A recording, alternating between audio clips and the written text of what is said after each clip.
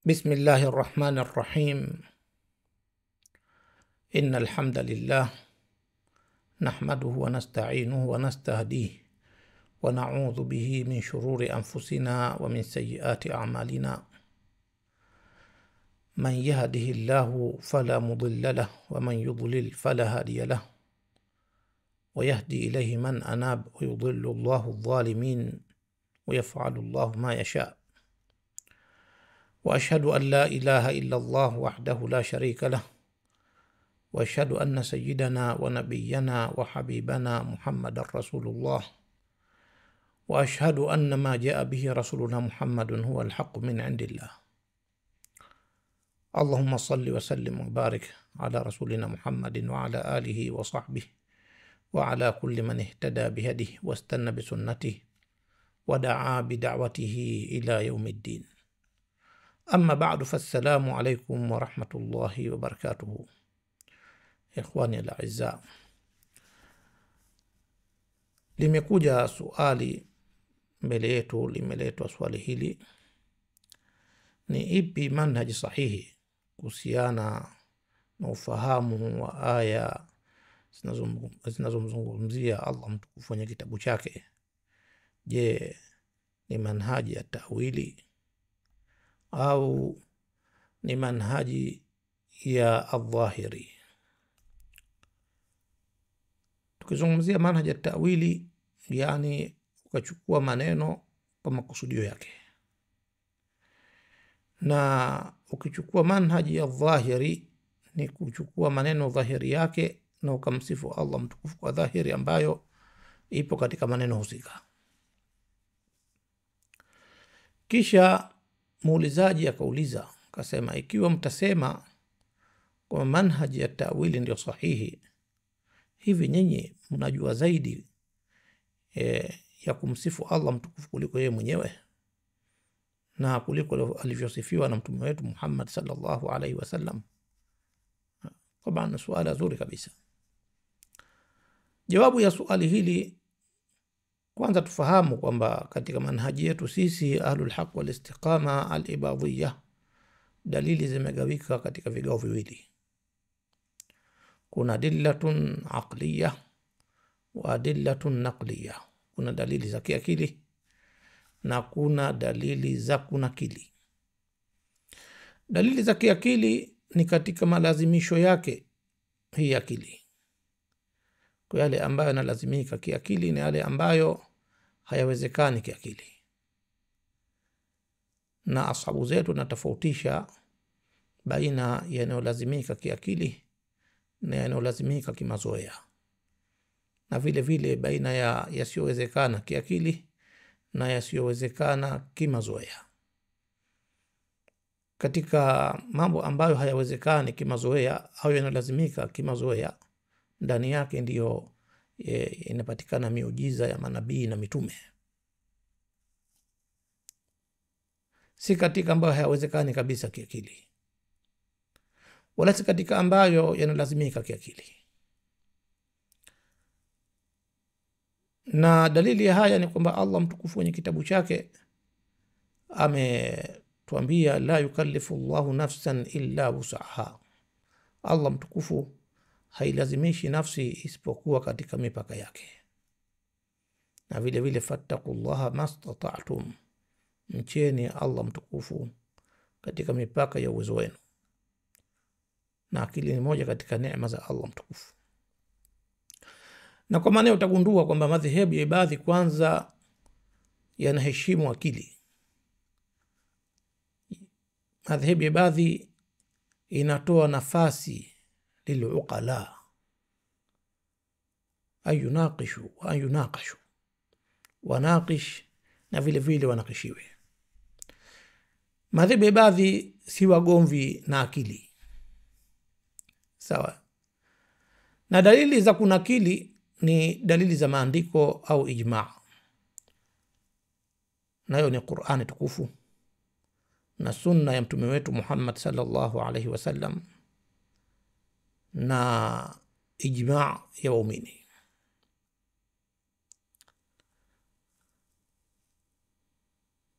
Na tukija katika Qur'ani tukufu, ukisoma ndani yake tunakutia kwamba Allah mtukufu amezigawa aya zake. Minhu ayatu muhkamatun hunna ummul kitab wa ukharu mutashabihat. Katika hii Qur'ani kuna aya ambazo ni muhkamat, na aya hizo ndiyo msingi wa kitabu, ndio asli ya kitabu. Wa ukharu mutashabihat, na aya nyingine zilizomo katika Qur'an ni mutashabihat, zenye kubabaisha. Sasa tukija katika hizi aya ambazo zimekuja ndani yake haya ambayo wanayadai kwamba tusifuate tawili ndani yake bali tufuate dhahiri yake, zote utazikutia ni mutashabihat. Tukisema mutashabihat, maana yake ni aya ambazo zinakubali maana nyingi tofauti, na maana iliyo dhahiri sio iliyokusudiwa, bali maana iliyofichika ndani yake ndiyo iliyokusudiwa, maana iliyokusudiwa ya maneno kamili. Kwa mfano, tunaposoma neno la Allah mtukufu, wujuhun yawma idhin nadhira ila rabbiha nadhira, nyuso siku hiyo zitamemeta kwa Mola wake tu ni zenye kuangalia. Hili neno kwa Mola wake tu ni zenye kuangalia linakubali zaidi ya maana moja. Kuangalia kwa namna gani? Je, kuangalia kwa macho au kuangalia kwa kusubiria? Hizi maana zote mbili zinapatikana katika lugha ya Kiarabu. Na je, kuangalia kwa kuona au kuangalia kwa kujaribu kutaka kuona bila mafanikio ya kuona? Watarahum yanzuruna ilayka wa hum la yubsirun, katika Qur'ani. Sawa. Na kwa maana hiyo aya mutashabihati hizi zinakubali maana zaidi ya moja. Kwa kuna ayatu muhkamat. Sisi ashabu zetu alilhaq wal istiqama al-ibadiyya, na hapa namnukulu Sheikh Ahmed bin Hamil Khalili katika kitabu chake hichi hapa Sharh Ghayat al-Muradi fi Nazm al-I'tiqadi. Taban hii ni chapa ya al-Kalimatu Tayyiba, na hii chapa ambayo nimeitegemea mimi hapa ni chapa ya kwanza iliyotolewa mwaka 1438 Hijria, sawa na mwaka 2017 miladi, Muscat. Sawa. Katika ukurasa wa 23 wa kitabu hichi, samahati Sheikh Ahmed bin Hamil Khalili anatuelezea hoja baada ya kueleza taklif. Sawa, kwamba shuruti taklifu ni al-aqlu, kwanza ni akili, al-bulughu ya pili ni kubaleghe, ya tatu qiyamul hujjati ala al-mukallafi, ni kusimama hoja kwa mkalifishwa. Akaeleza akasema, wal hujjatu hiya dalilu, na hoja ndiyo dalili hiyo, wa huwa ma thabata bihi al-ma'na fi dhihni, nayo ni ile ambayo kupitia dalili hiyo maana itapatikana katika akili. Sawaan kana aqliyan au shar'iyan, ni sawa dalili hiyo ikawa ni ya kiakili au dalili hiyo ikawa ni dalili ya kisheria. Falaqlu hujjatun fi ma'rifati llahi ta'ala, basi akili ni hoja katika kumjua Allah mtukufu, wa ittisafihi, na kusifika kwake Allah mtukufu, bil kamalat, kwa makamilifu ya kidhati, wa istihalati naqaisi alayhi, na kutowezekana mapungufu kwake. Wa shar'u, na sharia, na kusudaliza kuna kili hapa, hujjatun fi dhalika wa fi ma adahu, ni hoja katika hayo ya kumjua Allah mtukufu na kujua sifa zake na yasiowezekana kwake, na pia ni hoja kwa mengine yasiokuwa hayo. Sawa. Kwa maana hiyo tunachukua dalili upande wetu sisi za kiakili peke yake katika kumjua Allah mtukufu, na yale ambayo nalazimika kumsifu kwayo Allah mtukufu, na yale ambayo ni wajibu kumtakasa nayo Allah mtukufu. Na vile vile tunachukua katika hayo dalili za kunakili, na akili hepingani na nakala.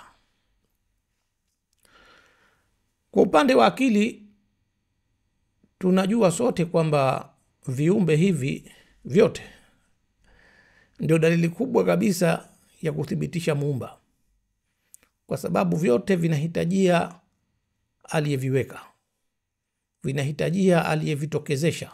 Vilikuwa vipo hivi. Kwanza wewe unaniangalia na ndugu yangu, ulikuwa hupo, nani alikutokezesha akakuleta katika ulimwengu huu? Na wazazi wako walikuwa hawapo, nani ambaye aliwatokezesha na akaleta katika ulimwengu huu? Na hili jua lilikuwa halipo, lina mwanzo wa kuanza, na mbingu na ardhi. Kwa maana hiyo, yule ambaye ameumba vyote hivi, yeye ndiye mwenye kustahiki kuabudiwa, na kwa sababu yeye ndio mtendaji, inalazimika awe ndiye wa mwanzo kabla chingine chochote kile, na inalazimika kwamba yeye asiwe fakiri wa kuhitajia chingine. Na kwa maana hiyo ametakasika na kila sifa yenye lazimisho la kuhitajia. Akili inapitisha hilo, na inalazimika kwamba yeye asifanane na chochote katika viumbe vyake. Akili inapitisha hilo,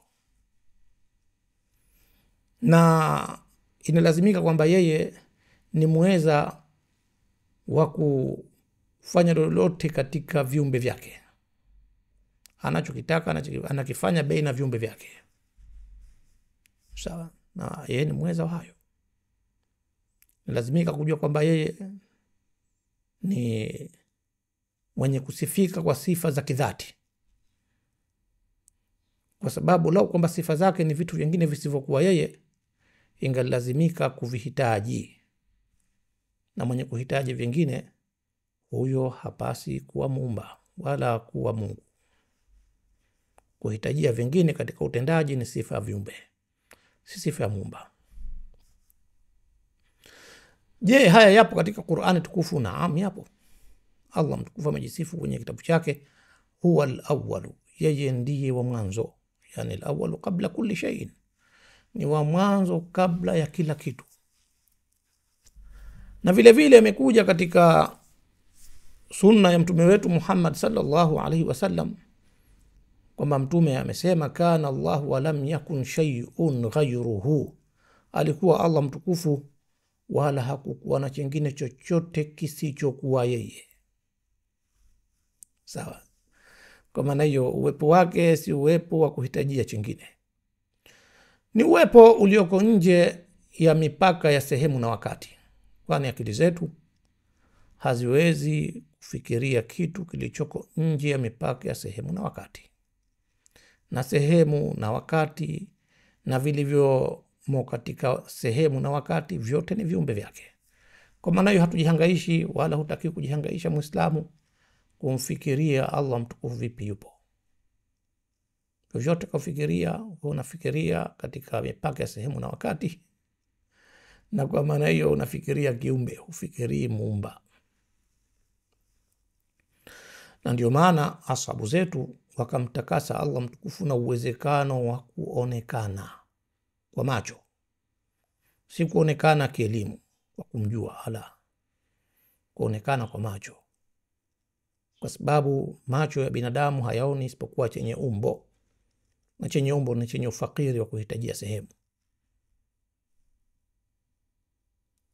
Tukija katika Qur'ani, kama tulivyoona aya ya kwanza, huwa al-awwal, yeye ndio wa mwanzo, vile vile amejisifu Allah mtukufu, laisa kamithlihi shay'un, hakuna mfano wake chochote kile. Taban hizi aya zote ni muhkama, hazikubali isipokuwa maana moja tu, hakuna mfano wake chochote kile. Kwa maana hiyo, wasfu wote ule ambao utamsifu Allah mtukufu, ikiwa unaleta mfano katika viumbe vyake, basi wasfu huo ni batil. Na tunafahamu sote kwamba viumbe vyake wanasifika kwa sifa ambazo ni neema wameneemeshwa, ni vitu vingine visivyokuwa dhati yao. Kwa maana haiwezekani Allah mtukufu kusifika kwa namna hiyo.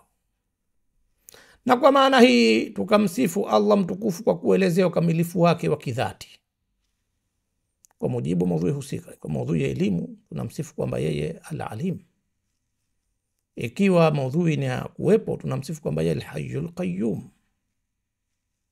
Ikiwa maudhui ni ya uwezo, tunamsifu kwamba yeye al-qadir. Ikiwa maudhui ni ya kuumba, tunamsifu kwamba yeye al-murid, al-qadir, al-khaliq. Na namna hivi tunamsifu kwa kuelezea ukamilifu wake wa kidhati kwa mujibu wa maudhui husika. Hii ndio manhaji yetu ahli al-haq wal istiqama al-ibadiyya. Hatuitakidi kabisa kwamba sifa za Allah mtukufu ni vitu vingine visivyokuwa dhati ya Allah mtukufu. Kwa sababu gani? Kwa sababu laisa kamithlihi shay'un wa huwa as-sami'ul basir. Hakuna mfano wa chochote na yeye ni msikivu muoni. Kwa sababu gani? Kwa sababu wa inna Allaha lahuwal ghaniyyul hamid, ayatu muhkama.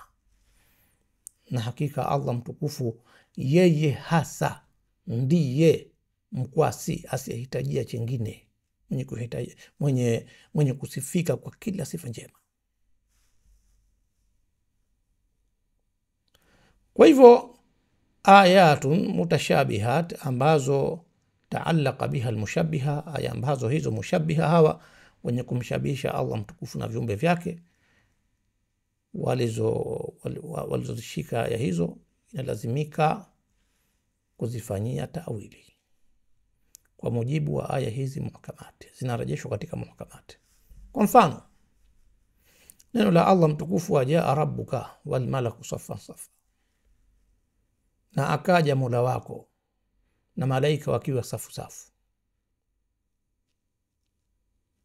Kuja kuna kufahamika kidhahiri ni kutoka katika sehemu moja na kwenda katika sehemu nyingine, na hakifanyi harakati hiyo isipokuwa chenye kuhitajia nafasi ya kuondoka sehemu moja kwenda sehemu nyingine, na maana hiyo haiwezekani kwa Allah mtukufu. Kwa nini? Kwa sababu laisa kamithlihi shay'un. Ingalipatikana maana hiyo kwake, ingalifanana na viumbe vyake vyenye kuondoka ondoka.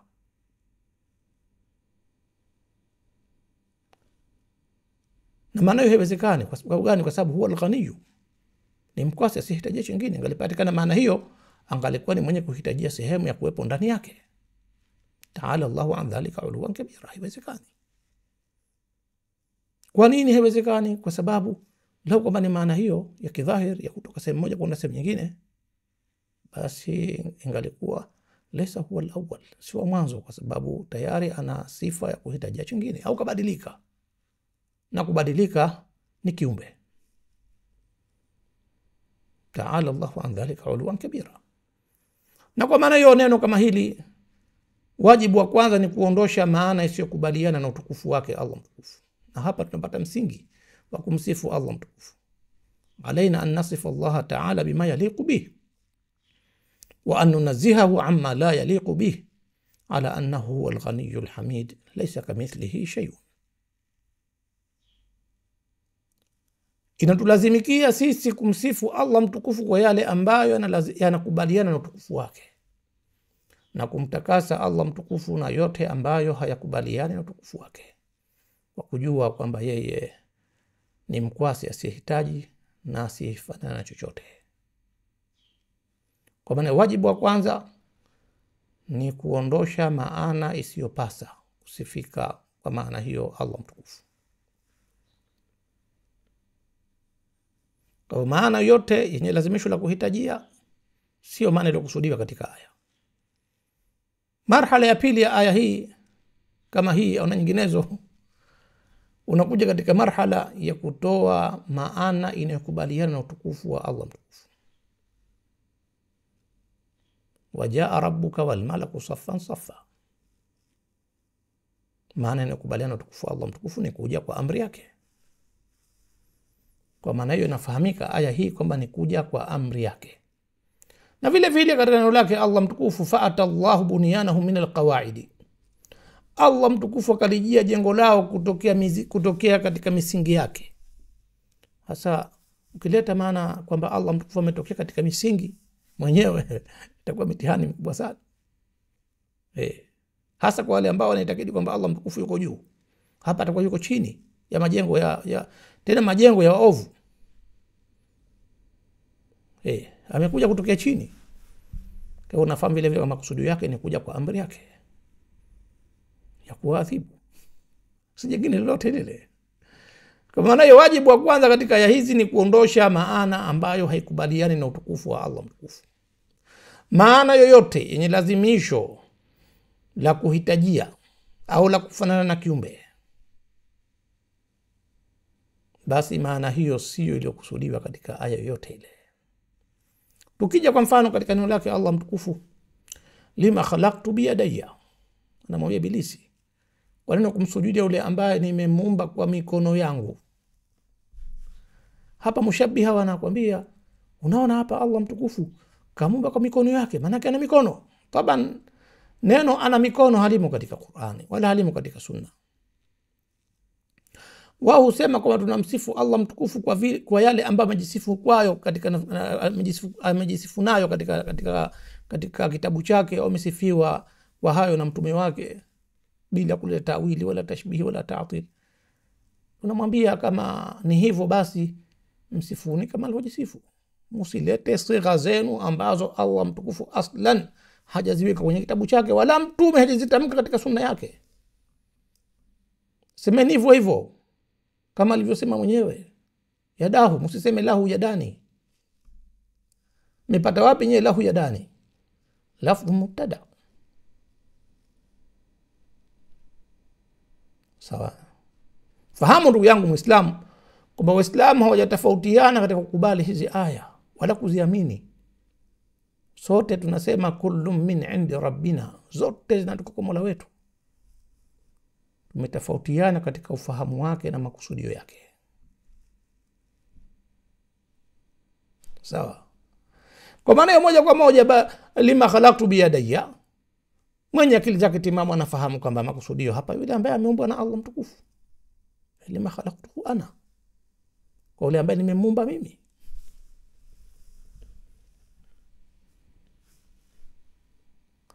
Na kutajwa mikono miwili haimaanishi kwamba uthibitishe mikono kwa Allah mtukufu. Kalla. Allah mtukufu katika kitabu chake ameeleza mikono miwili kwa Qur'ani. La yatihi al-batilu min bayni yadayhi. Qur'ani haifikiwi na batili baina ya mikono yake miwili. Ndio utasema Qur'ani ni mikono miwili ya hakika. Kusudi yake ni mbele yake. Chochote kinachowekwa cha batili katika Qur'ani hakina nafasi, hakiwezi kupata nafasi. Sawa. Na Allah mtukufu anamwambia mtume wake Muhammad sallallahu alaihi wasallam, wama arsalna min rasulin illa bilisani qaumihi liyubayyina lahum, hatujapeleka mtume yoyote isipokuwa kwa ulimi wa kaumu yake ili wabainishie. Kila mwenye akili anafahamu kwamba ulimi makusudi yake ni lugha, na ndivyo ilivyosifiwa Qur'ani, wa hadha lisanun arabiyyun mubin. Na hii Qur'ani ni ulimi wa Kiarabu wenye kubainisha, na Waarabu wana kinaya zao katika lugha yao. Kwa mfano, yauma yukshafu an saqin, siku ambayo utafunuliwa muundi. Katika lugha ya Kiarabu, kashfun an saqin, kufunuliwa muundi, yani shiddatil amri, yani mambo kuwa mazito sana. Wanasema hadhihi alharbu kashafat an saqiha, hivi vita vimefunua muundi wake, yani vizito sana, vigumu sana, mambo yake ni mazito. Kwa maana yauma yukshafu an saqin, siku ambayo mambo yatakuwa ni mazito mno, ndio makusudio yake. Lakini ndugu zangu nasema hapana, Allah mtukufu ana muundi na amevaa nguo na ataufunua siku ya kiyama. Na katika hilo umepokea riwaya ukazinasibisha kwa Mtume sallallahu alaihi wasallam, riwaya za kumuona Allah mtukufu, kwamba alama ya kumjua Allah mtukufu siku ya kiyama itakuwa ni kufunua muundi wake, yani kavaa nguo. Wal-iyadhu billah, ni hatari. Nazimo katika Sahih Bukhari na Sahih Muslim, Allah mtukufu atawajia siku ya kiyama, atawaambia ana rabbukum, mimi ndiye Mola wenu. Watamkana, watamwambia na'udhu billahi minka hadha makanuna hatta yatiana rabbuna fa idha jaa rabbuna arafnahu, tunajikinga na Allah kutokana na wewe, Na hii ni sehemu yetu, hatuondoki hapa leo mpaka atujie Mola wetu. Na akitujia Mola wetu sisi tunamjua. Kawajia lakini hawajamjua. Tena unajikinga naye kama anavyojikinga na Ibilisi, waliyadhu billah. Kama unavyosema a'udhu billahi minashaitani rajim, na hao wasema na'udhu billahi minka. Wanajikinga na Allah mtukufu kutokana na Allah mtukufu. Kwa basi kisha tawajia tena katika sura ya pili ambayo watamjua katika sura hiyo, atawaambia ana rabbukum, mimi ndiye Mola wenu. Pia watamkataa. Atawauliza hal bainakum wa bainahu aya, hivi baina yenu nyinyi na yeye kuna ishara ya kumjua, kuna alama ya kumjua?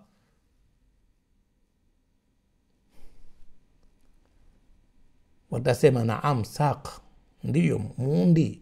Fayakshifu an saqihi, hapo atafunua muundi wake. Watamsujudia,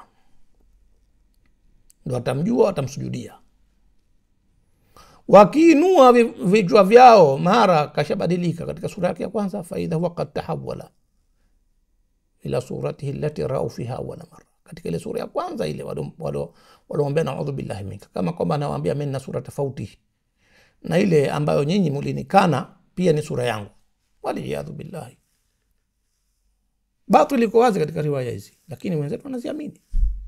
Nazimo katika sahihi al-Bukhari na sahihi Muslim. Mtihani mkubwa sana.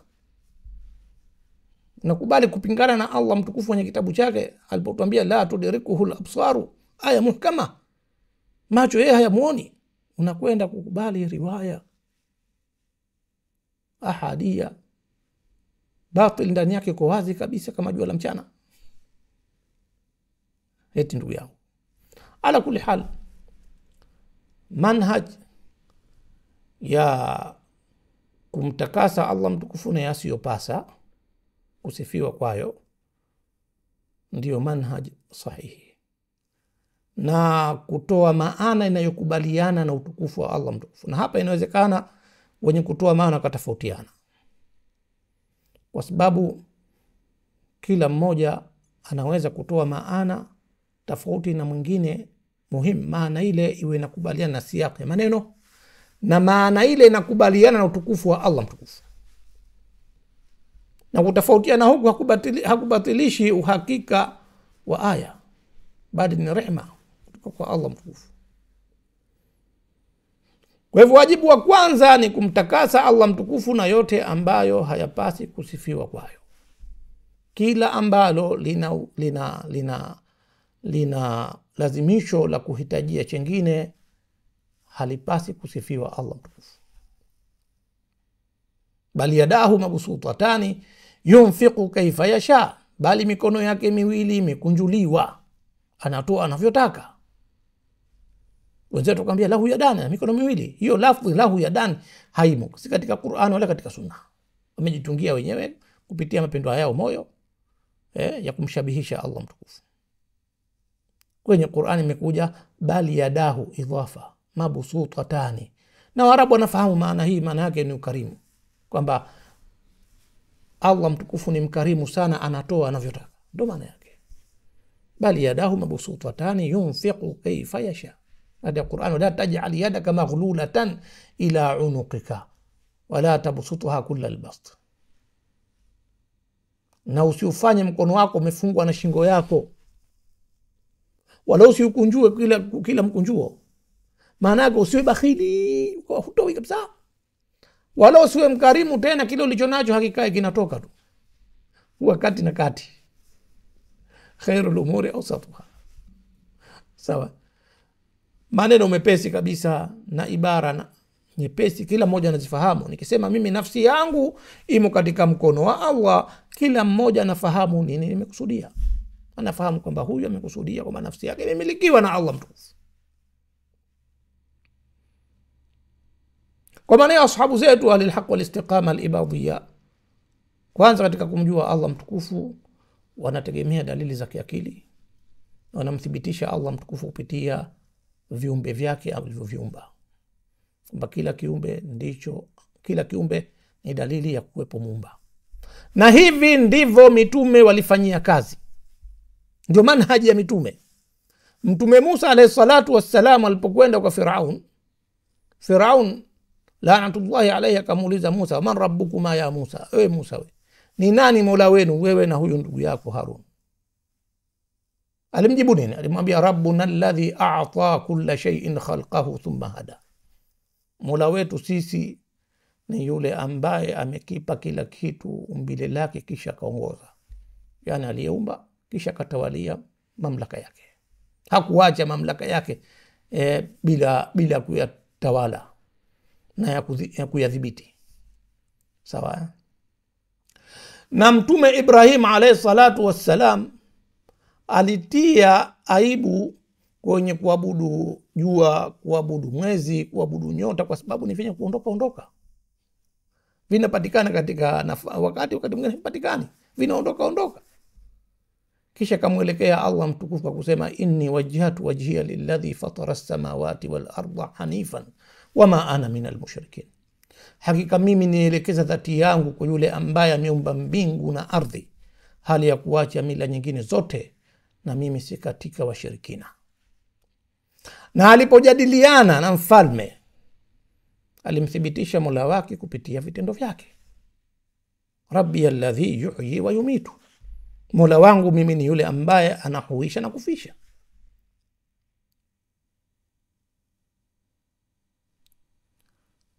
Yule mfalme alipojitia hamnazo akajipumbaza akadai kwamba na yeye vile vile ahuisha na kufisha, basi mtume Ibrahim akamwambia, fa inna Allah ya'ti bishamsi min al-mashriq, hakika Allah mtukufu ninayemwabudu mimi ni yule ambaye analitoa hili jua upande wa mashariki, faati biha min al-maghribi, basi wewe kama na wewe ndiye basi litoe upande wa magharibi. Fabuhita alladhi kafara, kafedheheka aliyekufuru. Sawa. Kwa maana hiyo dalili za kiakili na zimo katika Qur'ani vile vile kuthibitishwa Allah mtukufu kupitia viumbe vyake na kujiondosha kabisa katika kumfikiria Allah mtukufu, kwa sababu fikra zetu hazitoki nje ya mipaka ya sehemu na wakati, na Allah mtukufu ameumba sehemu na wakati na vilivyomo ndani yake. Kwa maana hiyo si mwenye kuhitajia sehemu wala wakati wala chochote kilichomo katika sehemu na wakati. Na kwa maana hii tunamtakasa Allah mtukufu na juu ya mwelekeo au juu ya masafa.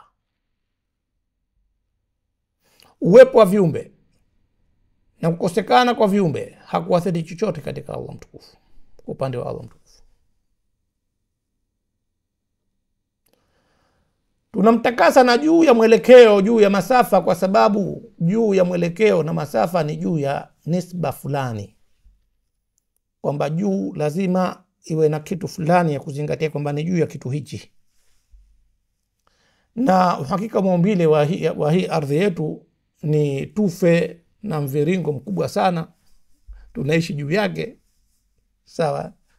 Na kile unachokiona ikiwa ni maji, ikiwa ni milima, ikiwa ni mapori, ikiwa ni wanyama, wote tunaishi juu ya mgongo wa ardhi. Sawa. Na nyakati zimetofautiana, sote tunajua. Nyakati zote zipo kila wakati. Miji tunatofautiana kupita katika nyakati hizo. Na yote haya yanatupa uhakika wa maumbile ya hii ardhi yetu kama ni mviringo, hasa kusema juu ya wapi. Ukisema juu ya Dar es Salaam itakuwa ni chini aliyoko upande wa Marekani, na juu yake ni chini ulipo wewe hapo, na juu ya aliyeko Norway au Moscow ni chini kwa aliyeko Cape Town. Sawa. So melekeana, ardhi ni tufe. Hasa juu ya wapi? Kwa maana hiyo juu ya nisba mustahilun ala Allah. Na kwa tunaitakidi kwamba Allah mtukufu ni wa juu ya kila kitu. Na hapa tunaelezea kuhusiana na aya tukufu, Ar-Rahmanu ala al-arshi istawa, mwingi wa rehma amekalia kiti cha enzi. Ndio tarjama yake kwa lugha ya Kiswahili. Mwingi wa rehma amekalia kiti cha enzi. Ndugu zetu wanachukua kidhahiri kwamba Allah mtukufu amekaa kitako juu ya kiti, amebebwa. na malaika, kwa sababu arshi imebebwa na inazungukwa.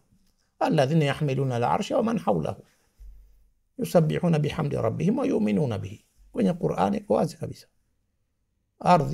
arshi imebebwa na inazungukwa.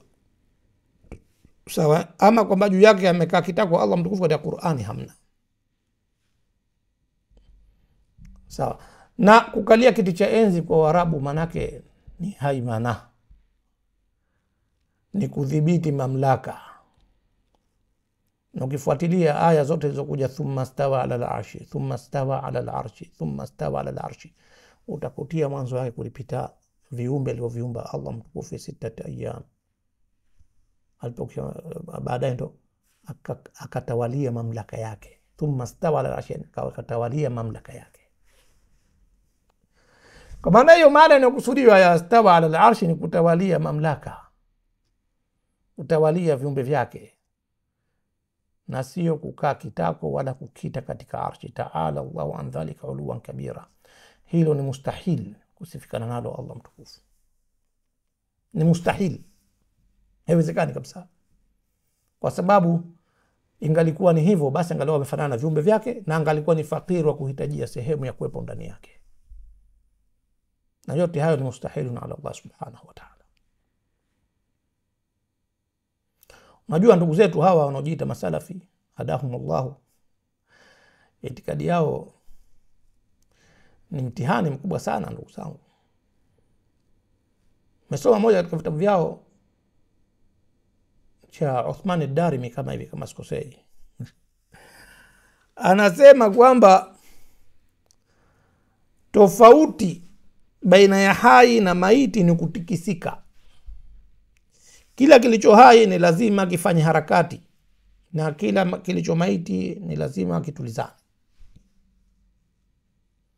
Na kwa maana hiyo Allah mtukufu kwa sababu ni hai, kwa itikadi yake anafanya harakati za kutembea, za kutikisika na harakati kama yani tayari kishampa shakli ya mwanadamu wazi ya kutikisika na nini, ndio hai kwake yeye kutikisika. Astaghfirullah. Sawa. Na sisi tunamsifu Allah mtukufu bil hayati, tunamsifu bi hayatin dhatiyya nafyan anhu al maut. Tunamsifu kwa sifa ya kidhati ya uhai kwa kumtakasa yeye na uwezekano wa kufa. Sawa. Na vile vile tunamsifu bil ilmi, tunamsifu bi ilmi dhati nafyan anhu al jahl. Tunamsifu kwa elimu ya kidhati kwa kumtakasa yeye na ujinga wa namna yote ile.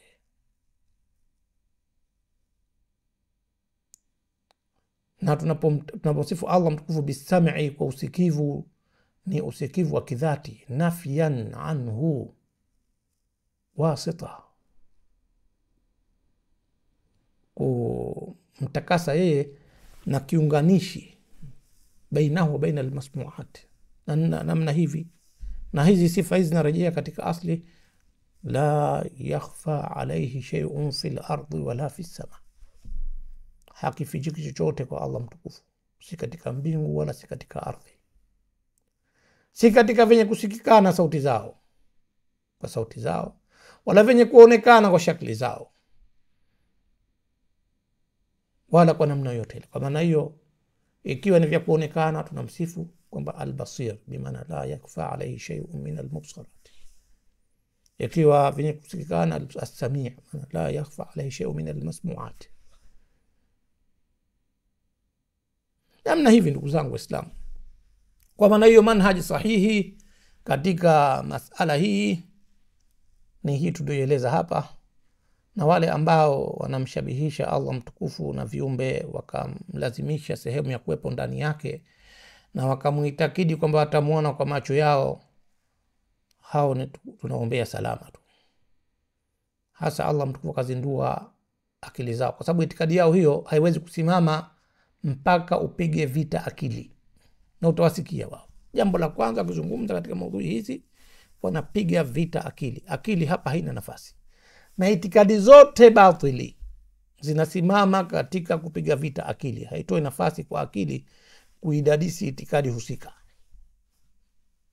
Sawa? wewe amini tu. Hivi nilivyosema wakuu wetu na watawa wetu, hivi ndivyokuja maandiko tunayoyaamini. Amini, mambo yameisha. Mungu ana mtoto, usiulize vipi atakuwa na mtoto. Watatu mmoja, usiulize vipi watatu mmoja. Abudu ng'ombe. Sawa, ni mitihani mikubwa. Narejea tena kusema kwamba sisi ahlul haq wal istiqama al ibadiyya tunaheshimu akili katika nafasi yake, na asituletee mtu masala ya kupangusa katika buti. Namwambia hiyo si katika mambo ya akili hayo, ni katika masuala ya shar'i. Akili haina nafasi. Akili inawezekana hili likubalika na hili lisikubalike. Inawezekana akili yote. Sawa. Nafahamika vizuri. Hadha billahi tawfiq, ndugu yenu hapa Abu Hamid Hafidh Swafi, na hii ni faidika na mawaidha haki kwa dalili. Subhanaka Allahumma wa bihamdika nashhadu an la ilaha illa anta nastaghfiruka wa natubu ilayka. Wassalamu alaykum wa rahmatullahi wa barakatuh.